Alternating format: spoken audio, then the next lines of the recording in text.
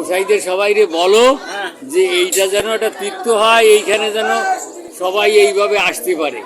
তো আসি কথা হরি বল হরি বল। হ্যাঁ, ভক্তবৃন্দের কাছে আমার এই বাড়ির কর্তৃপক্ষ দাদা একটা দাবি রেখেছে।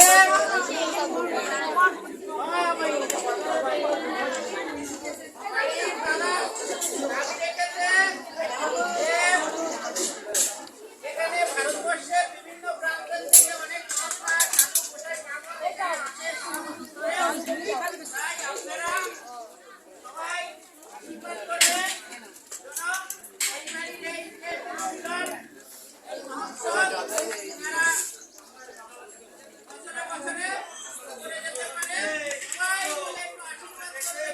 ঠাকুরের লীলা।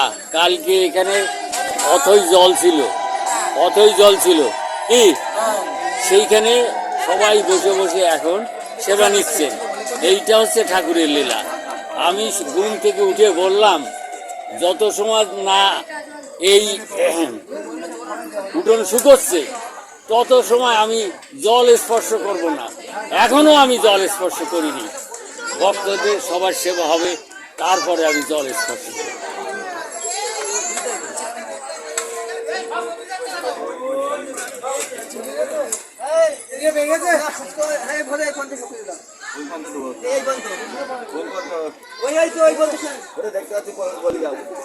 বাচ্চাদের অত দিয়ে না, বুঝলি? ওই একটা তরকারি দিয়ে যাচ্ছ, তারপরে বাকিগুলো কি খাবে না? হ্যাঁ,